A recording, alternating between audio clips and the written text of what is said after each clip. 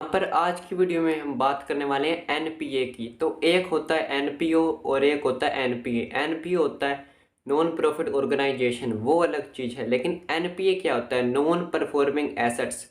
क्या इसका relation bank से है या सिर्फ बैंकिंग से ही इसका रिलेशन है, या इसमें कुछ स्पेशल तरह के प्रोविज़न बैंक के द्वारा बनाए जाते हैं? तो आज की वीडियो में इसी के बारे में बात करने वाले हैं। So let's start today's video.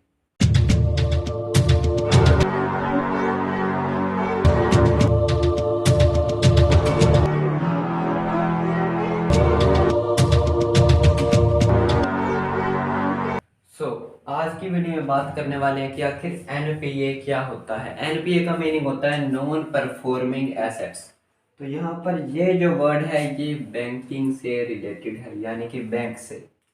तो यहाँ पर बैंकिंग में दो ही चीज़ें मेन होती हैं, एक तो डिपॉजिट को एक्सेप्ट करना और दूसरा लोगों को लोन देना, यानी कि एडवांसेस। तो कई बार क्या होता है कि कुछ लोग बैंक से लोन ले लेते हैं लेकिन उसकी रीपेमेंट नहीं कर पाते या नहीं करते। तो उस केस में जो एनपीए होता है वो क्रिएट हो जाता है। तो यहाँ पर जब भी बैंक किसी को लोन देगा तो वो पर्सन बैंक का डेटर बन जाएगा, यानी कि बैंक ने उससे पैसे लेने हैं। और डेटर आते हैं एसेट्स में। तो यहाँ पर बात करेंगे परफॉर्मिंग एसेट्स की और नॉन परफॉर्मिंग एसेट्स की। तो यहाँ पर जो बैंक्स होते हैं उन्हें बैंकिंग रेगुलेशन एक्ट 1949 के जो रूल्स हैं उन्हें मानना पड़ता है। इसी के साथ यहाँ पर जो आरबीआई है उसकी जो भी इंस्ट्रक्शंस हैं, रूल्स वगैरह हैं, उन्हें भी मानना पड़ता है। तो कहीं ना कहीं आरबीआई के अनुसार जब भी कोई पर्सन बैंक को 3 महीने यानी कि 90 डेज तक इंटरेस्ट की, यानी कि जो लोन उसने लिया है उस पर इंटरेस्ट की पेमेंट या फिर जो प्रिंसिपल अमाउंट है उसकी पेमेंट नहीं करता, तो उस डेटर को, यानी कि वो जो एसेट होगी, उसे एनपीए में बैंक को ट्रांसफर करना ही पड़ेगा। तो यानी कि आरबीआई के अनुसार बैंक को 90 डेज में जब कोई भी पेमेंट नहीं मिलती इंटरेस्ट या प्रिंसिपल अमाउंट की, तब बैंक उस डेटर को, यानी कि जो उसकी एसेट्स है, उसे परफॉर्मिंग एसेट से निकाल कर नॉन परफॉर्मिंग एसेट्स में ट्रांसफर कर देगा। तो एनपीए का मीनिंग क्या है कि वो एसेट जो बैंक को किसी भी तरह की इनकम जनरेट कर कर नहीं दे रहे हैं, कि जिस एसेट से बैंक को कोई भी इनकम नहीं हो रही, उसे कहा जाएगा एनपीए, नॉन परफॉर्मिंग एसेट। तो यहाँ पर बैंक 4 तरह के मेन एडवांसेस जो देता है। सबसे पहले आता है टर्म लोन, यानी कि जो एक फिक्स टर्म के लिए लोन होता है। उसके बाद आता है कैश क्रेडिट। यहाँ पर जो बिजनेसमैन होते हैं उन्हें कैश क्रेडिट की फैसिलिटी दी जाती है ज़्यादातर। ओवरड्राफ्ट की फैसिलिटी, यानी कि उनको अपने जो उसने डिपॉजिट करवा रखा है उससे ज़्यादा अमाउंट की ज़रूरत पड़ती है तो वो बैंक से थोड़े से ज़्यादा पैसे निकलवा लेता है, उसे ओवरड्राफ्ट कहते हैं। And fourth one is bill purchase और डिस्काउंटेड, और जो बैंक है वो बिल डिस्काउंट भी करता है या फिर परचेज भी करता है। तो यानी कि ये 4 तरह के मेन एडवांसेस हैं जो बैंक कस्टमर्स को देता है। ये सर्विसेज भी है बैंक की, लोन देना या ये जो भी ओवरड्राफ्ट की फैसिलिटी है, कैश गारंटी की फैसिलिटी है, बिल डिस्काउंट की फैसिलिटी है। यहाँ पर इन्हें दो पॉइंट्स में डिवाइड कर दिया। एक हो गई परफॉर्मिंग एसेट्स और एक non performing assets. Performing assets वो होंगी जिनसे बैंक को यहाँ पर इंटरेस्ट की अमाउंट, यानी कि जो उसने बैंक ने लोन दिया उस पर इंटरेस्ट मिल रहा है और जो प्रिंसिपल अमाउंट है वो भी मिल रही है। इसे एग्जाम्पल से समझने की कोशिश करेंगे हम। तो यहाँ पर एक पर्सन है जिसे बैंक ने लोन दे दिया है 5 लाख रुपए का। तो 5 लाख पर अब वो पर्सन हर महीने 5,000 रुपए की इंस्टॉलमेंट बैंक को पे कर रहा है, जिसमें इंटरेस्ट भी इंक्लूडेड है और प्रिंसिपल अमाउंट भी इंक्लूडेड है। तो यानी कि 5,000 रुपए वो पर्सन हर महीने बैंक को इंस्टॉलमेंट के रूप में दे रहा है। तो यहाँ पर अगर वो लगातार हर महीने इंस्टॉलमेंट दे रहा है तब तक तो ठीक है, लेकिन यहाँ पर अगर उसने 90 डेज यानी कि 3 महीने तक अगर कोई भी इंस्टॉलमेंट की पेमेंट नहीं की, तो बैंक उसे परफॉर्मिंग एसेट से निकाल देगा और एनपीए, नॉन परफॉर्मिंग एसेट्स में ट्रांसफर कर देगा। यानी कि जब तक वो हर महीने इंस्टॉलमेंट अपनी पे कर रहा है तब तक तो वो परफॉर्मिंग एसेट्स में रहेगा, क्योंकि वो बैंक के लिए इनकम जनरेट कर रहा है। और जो एसेट इनकम जनरेट कर रही होती है उसे कहते हैं परफॉर्मिंग एसेट। लेकिन जैसे ही वो इंस्टॉलमेंट देनी बंद कर देगा, अगर उसने 3 महीने लगातार इंस्टॉलमेंट नहीं दी, तो बैंक उसे एनपीए में ट्रांसफर करेगा, यानी कि नॉन परफॉर्मिंग एसेट।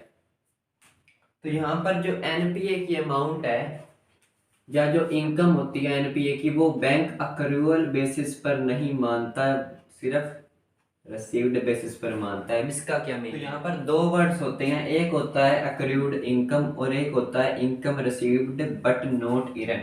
तो यहाँ पर +1 में जब अकाउंट्स की स्टार्टिंग होती है तब ये वर्ड्स आते हैं। अक्रूव्ड इनकम क्या होता है? अक्रूव्ड इनकम वो इनकम होती है जो हमने कमा ली है लेकिन मिली नहीं है, वो हो जाएगी अक्रूव्ड इनकम। और दूसरा जो है वो है income received but not earn, की इनकम हमें मिल गई है, कमाई नहीं है। सेकंड पॉइंट तो है कि इनकम जो है वो हमें मिल चुकी है लेकिन हमने अभी तक कमाई नहीं है, यानी कि एक तरह से हमें एडवांस मिल गया। और वहीं अक्रूव्ड इनकम जो है हमने कमा ली है लेकिन हमें अभी तक मिली नहीं है। फॉर एग्जाम्पल, किसी ने अपनी घर को यानी कि हाउस को किराए पर दे रखा है, यानी कि रेंट पर दे रखा है, वहां से उसे रेंटल इनकम मिलेगी। तो जब यहाँ पर 1 मंथ कंप्लीट हो जाएगा तब उसे रेंटल इनकम मिलेगी। लेकिन अगर फॉर एग्जांपल करंटली मई चल रहा है, अब मई की इनकम उसे जून में मिलनी है, यानी कि मई का एंड होते ही उसने इनकम कमा ली। लेकिन अगर जून में वो पर्सन जो उसके मकान में रह रहा है किराए पर, अगर वो उसे पेमेंट नहीं करता तो वो अक्रूव्ड इनकम मानी जाएगी। दूसरा पॉइंट है कि उसे जून का किराया भी मई में ही मिल गया, तो वो आएगा सेकंड पॉइंट की इनकम मिल गई, कमाई नहीं। उसी तरह से जो एनपीए की इनकम है वो अक्रूवल बेसिस पर रिकॉग्नाइज्ड होती नहीं है, जबकि रिसीव्ड बेसिस पर रिकॉग्नाइज्ड होती है। यानी कि जब बैंक को मिल जाती है एनपीए वाली इनकम तब ही वो अपने रिकॉर्ड्स में दिखाता है और एनपीए को कम करता है। तो यहाँ पर जो एनपीए की इनकम है वो हमने बात की कि रिसीव्ड बेसिस पर लेनी है, लेकिन जो परफॉर्मिंग एसेट्स यानी कि जो एसेट्स परफॉर्म कर रही हैं उनकी इनकम अक्रूवल बेसिस पर लेनी है। इसका क्या मीनिंग है उस देख लेते हैं हम।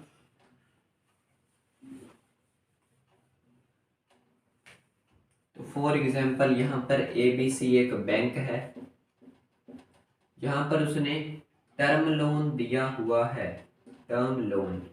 उसी तरह से उसने कैश क्रेडिट भी दे रखा है, उसी तरह से उसने ओवरड्राफ्ट भी दे रखा है।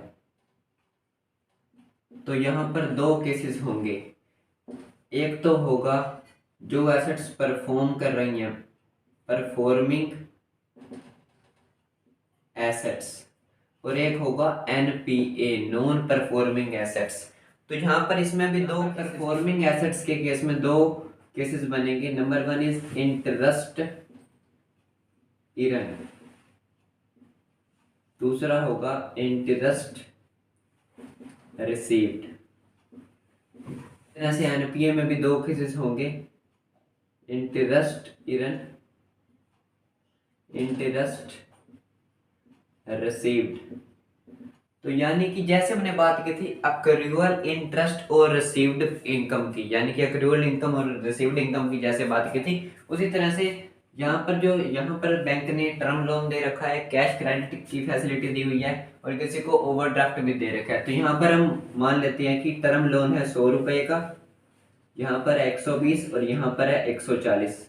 उसी तरह से जो इंटरेस्ट रिसीव्ड है वो है 80, 90, 120। एनपीए की बात करें तो वहां पर है 110, 150, 170, 180, 200 या फिर 18, 20, 15। तो यहाँ पर हमने इसे हंड्रेड्स में ली है पेमेंट, तो बैंक्स में यही अमाउंट लैक्स में होगी।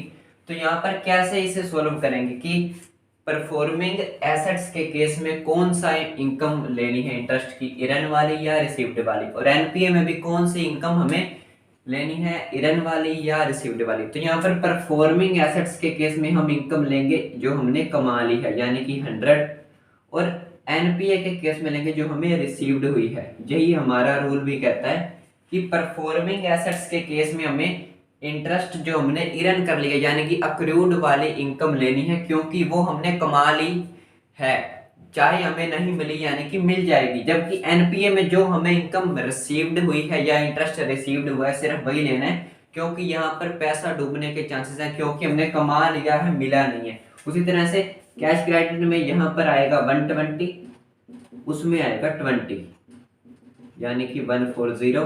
उसी तरह से ओवरड्राफ्ट के केस में परफॉर्मिंग एसेट्स में आएगा इंटरेस्ट इरन यानी कि एक तरह से अक्रूड वाला 140। वहीं एनपीए के केस में आएगा 15, यानी कि 155। तो यहाँ पर इस तरह से हमने सॉल्व करना है। परफॉर्मिंग एसेट्स के केस में तो हम वो इनकम लेंगे जो हमने अर्न कर ली है, जबकि एनपीए के केस में वो इनकम लेंगे जो हमने रिसीव्ड हो चुकी है। इनकम को कैलकुलेट करना है परफॉर्मिंग एसेट्स के केस में और एनपीए यानी कि नॉन परफॉर्मिंग एसेट्स के केस में। तो यहाँ पर आके जो बात आती है कि यहाँ पर जो एडवांसेस बैंक ने दिए हैं, जो term loan, cash credit, overdraft, bill purchase, discounting, तो यहाँ पर कहीं ना कहीं ये सभी हमारे डेटर्स हैं और डेटर्स आते हैं एसेट्स में।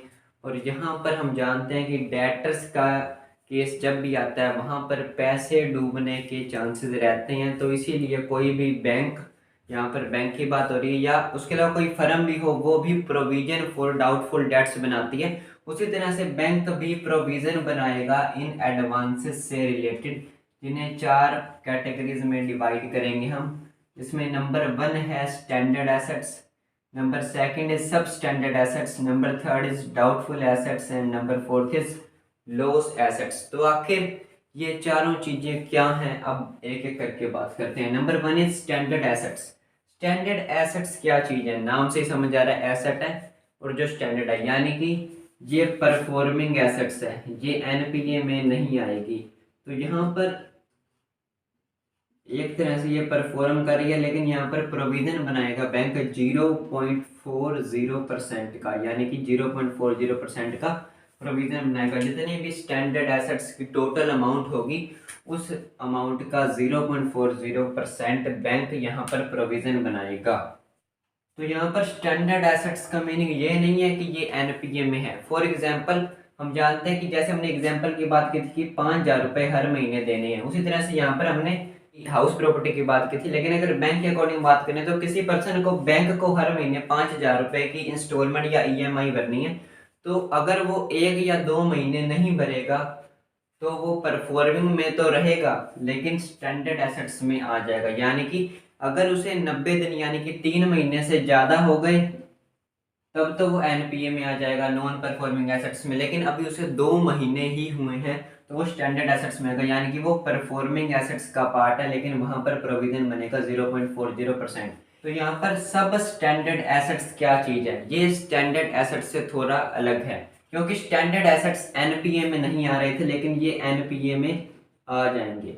इसमें वो एडवांसेस आएंगे जिन पर 3 महीने से ज्यादा टाइम हो चुका है लेकिन 1 साल से कम टाइम है, लेस देन 12 मंथ्स। तो यहाँ पर सब स्टैंडर्ड एसेट्स में वो एडवांसेस आएंगे जिन पर 3 महीने से बैंक को कोई भी पेमेंट नहीं मिली है लेकिन 12 महीने से ज़्यादा टाइम नहीं हुआ है। यानी कि हो सकता है कि किसी ने 6 महीनों से पेमेंट नहीं दी, 8 महीनों से पेमेंट नहीं दी, 10 महीनों से पेमेंट नहीं दी, लेकिन 12 महीने पूरे नहीं हुए हैं, यानी कि 1 साल से कम का टाइम है। इसलिए वो जो एडवांसेस होंगे वो सब स्टैंडर्ड एसेट्स में ट्रांसफर किए जाएंगे, ये एनपीए का पार्ट बन जाएंगे। लेकिन यहाँ पर जो प्रोविजन बनेगा, यहाँ पर 2 केसेस बनेंगे, एक होगा सिक्योर्ड लोन्स और एक होगा अनसिक्योर्ड लोन्स। अब यहाँ पर सिक्योर्ड और अनसिक्योर्ड में क्या डिफरेंस होता है, हम जानते हैं कि बैंक जब भी किसी पर्सन को लोन देता है तो उससे सिक्योरिटी के रूप में कुछ ना कुछ चीज ले लेता है। तो अगर बैंक के पास किसी पर्सन की सिक्योरिटी पड़ी है तो वो सिक्योर्ड लोन में आएगा। लेकिन कई बार क्या होता है कि बैंक बिना किसी सिक्योरिटी के ही लोन इशू कर देता है तो वो अनसिक्योर्ड लोन में जाएगा। तो यहाँ पर भी प्रोविजन बनाएगा बैंक सिक्योर्ड लोन के केस में 15% का और अनसिक्योर्ड लोन के केस में 25% का। तो यहाँ पर जो हमने लोन एसेट्स को 4 कैटेगरीज में डिवाइड करना है, स्टैंडर्ड, सब स्टैंडर्ड, डाउटफुल और लॉस। स्टैंडर्ड की बात करें तो वो परफॉर्म कर रही हैं। यहाँ पर कोई पर्सन है वो 2 महीनों से पेमेंट नहीं दे पाया तो वो इसमें आएगा, परफॉर्म कर रहा है तो यहाँ पर प्रोविजन बनेगा 0.40% का। लेकिन सब स्टैंडर्ड एसेट वो एसेट है जहाँ पर 3 महीने से पेमेंट नहीं आई है, यानी कि 90 डेज से पेमेंट नहीं आई है, वो यानी कि एनपीए का पार्ट है लेकिन 1 साल से ज़्यादा नहीं हुआ है। हो सकता है कि जो पेमेंट आनी थी, फॉर एग्जाम्पल ये 5,000 वाला, कि 6 महीने, 8 महीने या 10 महीने से पेमेंट नहीं है लेकिन 1 साल नहीं हुआ है, तो इसलिए सब स्टैंडर्ड एसेट में वो ट्रांसफर हो जाएंगे और वहाँ पर जो प्रोविजन बनेगा वो दो अलग अलग परसेंटेज में बनेगा। सिक्योर्ड लोन्स के लिए 15% और अनसिक्योर्ड लोन्स के लिए 25%। सिक्योर्ड लोन वो लोन होते हैं जिनके लिए बैंक ने लोन इशू करने से पहले सिक्योरिटी ले ली है, जबकि अनसिक्योर्ड लोन वो होते हैं जो बैंक ने बिना किसी सिक्योरिटी के इशू कर दिए हैं। Third one is doubtful assets. तो डाउटफुल एसेट्स क्या चीज है? नाम से समझ आ रहा है डाउटफुल, यानी कि पैसे आने की जो चांसेस हैं, जो संभावना है वो कम है। किससे कम है? सब स्टैंडर्ड से भी कम है, इसीलिए इसका नाम है डाउटफुल एसेट्स। डाउटफुल एसेट्स में वो केसेस आएंगे, तो यहाँ पर जो थर्ड कैटेगरी है डाउटफुल एसेट्स वाली, इसमें वो केसेस आएंगे जहां पर एनपीए में एडवांसेस ट्रांसफ़र किए जा चुके हैं, यानी कि बैंक को पता चल चुका है कि ये नॉन परफॉर्मिंग है, यानी कि 90 डेज से ज़्यादा हो चुका है, उन्होंने पेमेंट नहीं दी है। लेकिन सब स्टैंडर्ड के केस में था कि अभी 12 महीने नहीं हुए, यानी कि 12 महीने से कम टाइम पीरियड के ही जो एडवांसेस नहीं आए। लेकिन यहाँ पर अगर एक्सीड कर गए 12 मंथ, यानी कि जो लगातार जो एडवांसेस की रीपेमेंट आनी थी, जो ईएमआई वगैरह आनी थी, बैंक को नहीं मिली, और जो वो टाइम लिमिट है 12 महीनों से ज़्यादा हो चुकी है, तो वो एडवांसेस ट्रांसफ़र कर दिए जाएंगे डाउटफुल एसेट्स में। क्योंकि यहाँ पर 12 महीने से ज़्यादा टाइम हो चुका है, यानी कि 1 साल से ज़्यादा टाइम हो चुका है, यहाँ पर बैंक प्रोविजन बनाएगा। यहाँ पर भी अलग अलग केसेस बनेंगे। एक होगा सिक्योर्ड लोन्स का,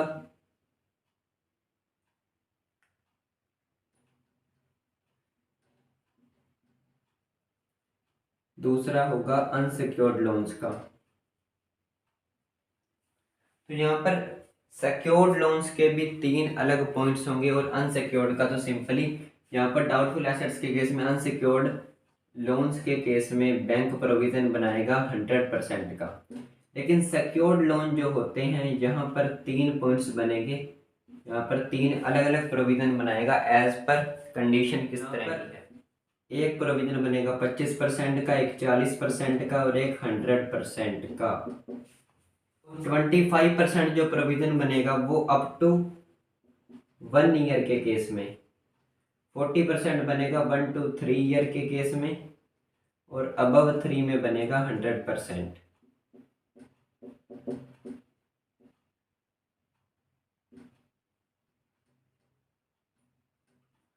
तो यहाँ पर ये क्या चीज है, हमने डाउटफुल एसेट्स की जो बात की है उसमें हमने देखा कि एनपीए पक्का ही होगा, यानी कि नॉन परफॉर्मिंग एसेट्स में एडवांसेस ट्रांसफर हो जाएंगे, क्योंकि 1 साल से ज़्यादा, 12 महीनों से ज़्यादा टाइम हो चुका है, एडवांसेस की रीपेमेंट नहीं आई है, कोई भी इंस्टॉलमेंट नहीं आई है। उसमें 2 केसेस बनेंगे, सिक्योर्ड और अनसिक्योर्ड। अनसिक्योर्ड में जो प्रोविजन बनाएगा बैंक वो 100% का बनाएगा। सिक्योर्ड में 3 पार्ट्स बनेंगे, 1 साल तक के लिए है तो 25% का प्रोविजन, 40% बनेगा 1 to 3 ईयर का टाइम है, अगर 3 साल से ज़्यादा हो चुका है तो सिक्योर्ड लोन्स के केस में भी 100% का प्रोविज़न बनेगा। फोर्थ वन की बात करें तो वो होती हैं लॉस एसेट्स। नाम से ही समझ आ रहा है, जो एसेट्स हमें कोई भी फायदा नहीं देंगी, यानी कि लॉस, नुकसान होगा जिनसे। तो यानी कि ये एडवांसेस वो एडवांसेस होंगे जहां पर लंबे समय से, लॉन्ग टाइम से कोई भी रीपेमेंट एडवांस की नहीं हुई है, और ना ही कोई चांसेस है कि फ्यूचर में जो रीपेमेंट है लोन की वो हो पाएगी, यानी कि हमने जो एडवांसेस दिए थे वो वापस आ पाएंगे। तो ये केसेस जो होते हैं वहाँ पर लॉस एसेट्स में ट्रांसफ़र कर दिए जाते हैं एडवांसेस, यानी कि यहाँ पर भी प्रोविज़न बनेगा 100% का।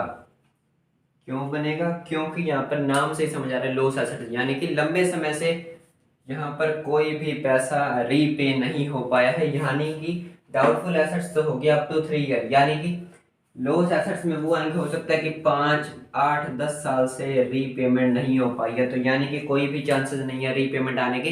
या फिर अगर रीपेमेंट हो भी जाए एडवांस की तो वो बहुत ही ज़्यादा कम होगी, इतनी ज़्यादा कम होगी कि उसे कंटिन्यू रखना, रिकॉर्ड्स में दिखाना पॉसिबल ही नहीं है, यानी कि रखने की ज़रूरत ही नहीं है। तो यानी कि एक तरह से ये जीरो बैलेंस ही हो गया, क्योंकि यहाँ पर कोई भी संभावना नहीं है कि फ्यूचर में कोई रीपेमेंट हो पाए।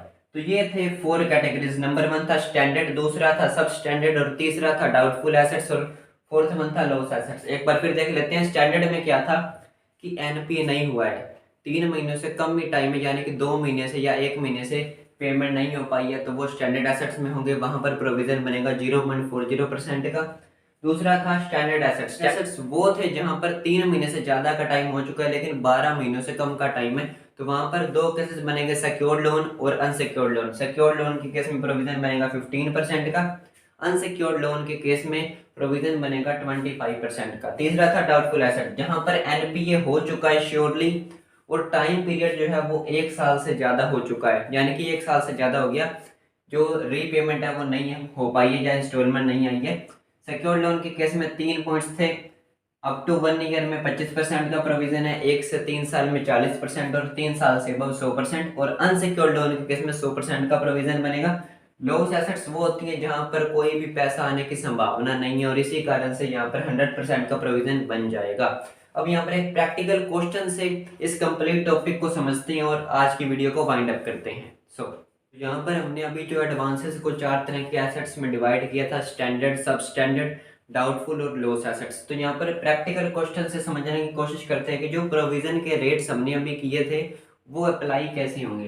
तो यहाँ पर क्लोजिंग अकाउंट्स दे रखे हैं एबीसी बैंक के, जो कुछ इस तरह से हैं। स्टैंडर्ड एसेट्स हैं 16,000 की, सब स्टैंडर्ड में सिक्योर्ड है 1,000 की, अनसिक्योर्ड है 300 की, डाउटफुल एसेट्स में अप टू 1 ईयर वाली है 700 की, अप टू 1 to 3 ईयर वाली है 400 की और अब 3 ईयर वाली है 200 की। लॉस एसेट्स हैं 500 की। तो यहाँ पर हमने स्मॉल अमाउंट ली है, ज़्यादा बड़ी अमाउंट नहीं ली, वरना बैंक्स में चाहिए अमाउंट लैक्स में होती है, ताकि हम इजीली इसे कर पाए। तो सॉल्यूशन की बात करें तो provision to be made for bad and doubtful debts, जो हमने प्रोविजन की बात की थी, तो स्टैंडर्ड एसेट्स के केस में परसेंटेज थी 0.40। तो यहाँ पर 16,000 का 0.40% के अकॉर्डिंग हो जाएगा 64 रुपीज़ का प्रोविजन। उसके बाद जो सब स्टैंडर्ड एसेट्स होती हैं जिनकी जो मंथली जो लिमिट थी वो अप टू 12 मंथ्स की थी, यानी कि जो एक्सीड नहीं करती 12 महीने। सिक्योर्ड की बात करें तो 1,000 अमाउंट पे 15% का प्रोविजन बनेगा 150, और अनसिक्योर्ड का प्रोविजन का जो रेट होता है वो होता है 25%, तो वो हो जाएगा 75। उसके बाद डाउटफुल एसेट्स की बात करें तो उसमें दो चीजें थी, एक था अनसिक्योर्ड और एक था सिक्योर्ड। सिक्योर्ड के यहाँ पर 3 आगे केसेस थे, वो तीनों इसी में है, और अनसिक्योर्ड का यहाँ पर हमें पूछा ही नहीं गया। तो यहाँ पर नोट्स में लिखना पड़ेगा हमें, जब भी हम प्रैक्टिकल करेंगे नोट्स काफ़ी इंपॉर्टेंट होते हैं। हम नोट्स में लिखेंगे कि जहाँ पर हमने एज्यूम किया है कि ये जो बैलेंसेस हमें दिए गए हैं ये सिक्योर्ड लोन के हैं, इसलिए हमने इन प्रोविजंस का इस्तेमाल किया है। अगर यहाँ पर हम एज्यूम कर लेते हैं कि अनसिक्योर्ड लोन्स हैं ये सारे, तो 100% रेट हो जाता और जितनी अमाउंट थी उतना ही प्रोविजन बनता। तो यानी कि हम यहाँ पर सिक्योर्ड लेकर चल रहे हैं तो हमें नोट्स में शो करना पड़ेगा। तो उसी तरह से अप टू 1 ईयर की अमाउंट थी 700, उसका रेट है प्रोविजन का होता है जो 25%, तो ये प्रोविजन बन जाएगा। उसी तरह से 1 to 3 ईयर में जो अमाउंट है वो है 400 की, 40% के अकॉर्डिंग 160 प्रोविजन बनेगा। अब 3 ईयर के केस में अमाउंट है 200, 100% के अकॉर्डिंग पूरी अमाउंट का ही प्रोविजन बन जाएगा। लॉस एसेट्स के केस में 500 अमाउंट है, 100% के अकॉर्डिंग कंप्लीट अमाउंट का ही यहाँ पर बन जाएगा प्रोविजन। तो ये था कंप्लीट क्वेश्चन। तो हमने बात कर ली एनपीए के कंप्लीट टॉपिक की कि एनपीए कैसे होता है, क्यों होता है और कब होता है। जब 90 डेज तक कोई भी पेमेंट बैंक को नहीं मिलती, ना तो इंटरेस्ट की और ना ही प्रिंसिपल अमाउंट की, तब ही एनपीए होता है। उसके बाद जो भी एडवांसेस देता है बैंक, कैश क्रेडिट, ओवरड्राफ्ट वगैरह या टर्म लोन या डिस्काउंटिंग ऑफ बिलिंग, तो यानी कि ये सब चीज़ों को हमने आगे 4 तरह की एसेट्स में डिवाइड किया और उनके प्रोविजंस को पहले हमने देखा और किस तरह से उनकी टाइम लिमिट के अकॉर्डिंग यहाँ पर सिक्योर्ड और अनसिक्योर्ड के केसेस भी किए, और उसके बाद कंप्लीट ये फुल प्रैक्टिकल क्वेश्चन भी देख लिया। तो आई थिंक यहाँ पर ये टॉपिक इतना डिफिकल्ट नहीं है, तो यहाँ पर ये क्लियर हो जाना चाहिए। तो यही था इस वीडियो में। Thanks for watching.